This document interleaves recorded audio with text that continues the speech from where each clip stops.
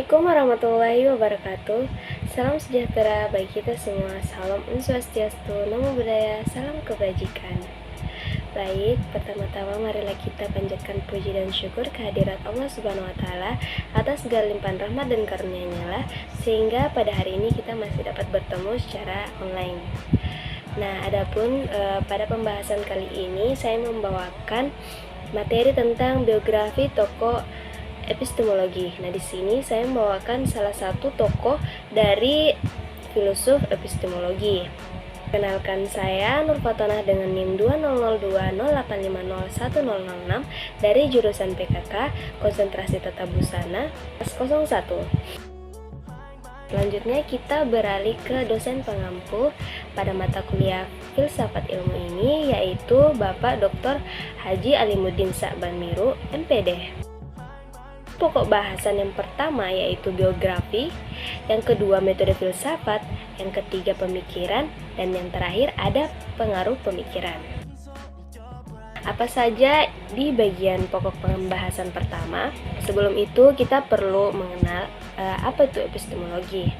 Nah, epistemologi berasal dari bahasa Yunani, yaitu episteme artinya pengetahuan dan logos artinya ilmu. Jadi, epistemologi adalah cabang dari filsafat yang berkaitan dengan hakikat atau teori pengetahuan. Epistemologi ini meliputi tentang asal mula sumber, ruang lingkup, nilai validitas, dan kebenaran dari pengetahuannya. Selanjutnya kita beralih ke bagian pokok pembahasan pertama, yaitu biografi. Tokoh filsuf yang akan saya bawakan yaitu Bapak Henri Bergson. Lahir pada tanggal 18 Oktober tahun 1859 di Paris, Prancis. Nah, beliau meninggal pada tanggal 3 Januari 1941. Adapun penghargaan yang beliau dapatkan yaitu penghargaan Nobel dalam bidang sastra pada tahun 1927. Era pada filsafat abad ke-20. Kawasan beliau berada di filsafat barat, lalu alirannya filsafat kontinental. Selanjutnya ada minat utama. Minat utama beliau yaitu metafisika, epistemologi, filsafat bahasa, filsafat matematika. Dan adapun yang terakhir yaitu gagasan penting.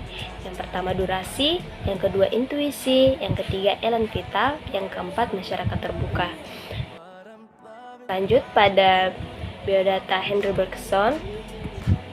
Nah, Henri Bergson lahir pada tanggal 18 Oktober 1859 di Paris. Nah, ayahnya merupakan seorang Yahudi yang berkebangsaan Polandia, sedangkan ibunya seorang Yahudi kelahiran Inggris Utara. Nah, pada masa kanak-kanak, Bergson memiliki minat pada pelajaran matematika dan sastra.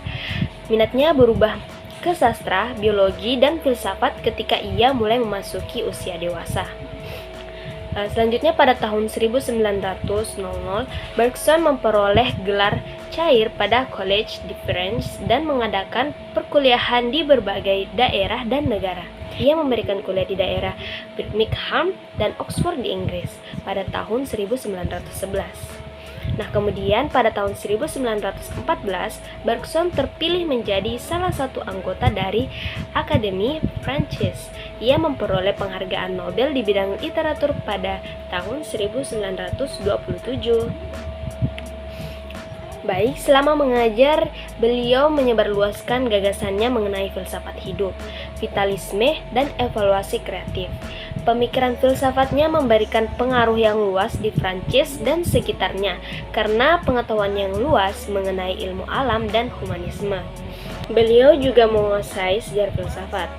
Pemikiran-pemikirannya banyak dipengaruhi oleh pemikiran Plotinus serta pemikiran spiritualisme Prancis, khususnya dari Maine de Biran yang pada tahun 1766 hingga 1824.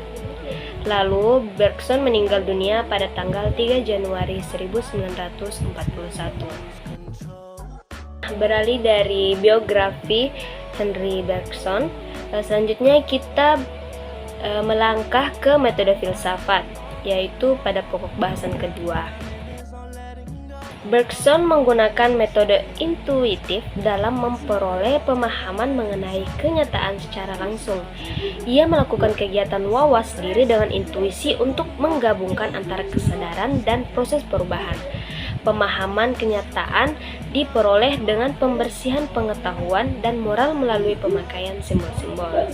Nah, metode ini disebut metode intuitif. Baik, selanjutnya kita beralih ke pokok bahasan ketiga, yaitu pemikiran. Nah, pemikiran di sini juga terbagi menjadi tiga. Yang pertama pengetahuan, yang kedua intuisi, dan yang ketiga vitalisme. Bergson membagi pengetahuan menjadi dua, yaitu pengetahuan tentang dan pengetahuan mengenai. Pengetahuan tentang ini merupakan pengetahuan yang diperoleh secara langsung melalui intuisi. Nah, sementara itu pengetahuan mengenai merupakan pengetahuan yang diperoleh secara tidak langsung dan sifat diskursif. Pemerolehannya dapat diperantarai oleh akal ataupun indera. Lanjut pada bagian kedua, yaitu intuisi. Bergson mengartikan intuisi sebagai suatu hasil evolusi pemahaman yang tertinggi. Nah, intuisi ini diartikan sebagai suatu pengetahuan langsung yang bersifat mutlak dan bukan sesuatu yang nisbi. Intuisi tidak memerlukan penggambaran simbolis dan justru mengatasi kekurangan dari sifat pengetahuan yang simbolis. Sifat dasar dari intuisi ialah personal dan tidak dapat diramalkan karena terjadi secara langsung dan seketika. Selanjutnya, vitalisme. Bergson meyakini bahwa modal manusia meliputi vitalitas biologi, naluri, dan spiritual. Peran vitalitas spiritual adalah mempermudah pemahaman manusia tentang konsep agama, seni, dan ilmu. Nah, penggunaan vitalitas menghasilkan pembersihan modal melalui wawas diri yang bersifat intuitif. Menurut Henry Bergson, pada filsafat epistemologi, ia menganggap tidak hanya indera terbatas, namun akal juga terbatas. Akal hanya dapat memahami suatu objek bila ia mengonsentrasikan dirinya pada objek itu. Nah, akal hanya mampu memahami bagian-bagian dari objek, kemudian bagian-bagian itu digabungkan oleh akal. Nah, dengan menyadari keterbatasan indera dan akal seperti diterangkan tadi, Bergson mengembangkan suatu kemampuan tingkat tinggi yang dimiliki manusia, yaitu intuisi. Nah, ini adalah hasil evolusi pengembangan yang tinggi. Lalu kita beralih ke pokok pembahasan keempat, yaitu pengaruh pemikiran. Pengaruh pemikiran di sini ada dua. Yang pertama intuisionisme dan yang kedua psikologi eksperimental. Intuisionisme ini istilahnya intuisi telah digunakan dalam filsafat Yunani kuno oleh Plato dan Plotinus. Psikologi eksperimental ini merupakan salah satu cabang psikologi yang keilmuannya diawali pada akhir abad ke-19. Intuisionisme, dalam pemikirannya ini, intuisi dijadikan sebagai sarana untuk memperoleh pengetahuan secara langsung dan seketika. Ia meyakini bahwa penghayatan langsung merupakan dasar dari pengetahuan yang melengkapi indera dan akal. Nah, intuisionisme tidak menolak adanya pengalaman indrawi, tetapi melengkapinya dengan menambahkan intuisi sebagai suatu bentuk pengalaman juga. Selanjutnya, psikologi eksperimental, yaitu pemikiran Henry Bergson dan Hans Dirac kemudian mengubah pandangan ini. Nah, keduanya berpendapat bahwa konsep tentang jiwa tidak hanya dapat diketahui melalui filsafat, melainkan dapat pula diketahui melalui penelitian dengan bukti empiris menggunakan metode ilmiah yang objektif. Baik, itulah beberapa materi yang bisa saya bawakan pada biografi salah satu tokoh epistemologi.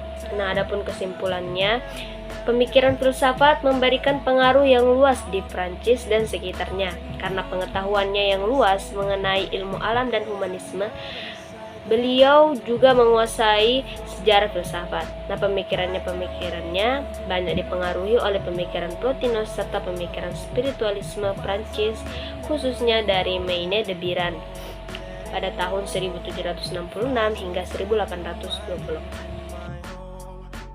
Baik, sekiranya itu yang dapat saya sampaikan pada kesempatan kali ini. Kurang lebihnya mohon dimaafkan. Saya Nur Fatona, pamit undur diri. Assalamualaikum warahmatullahi wabarakatuh.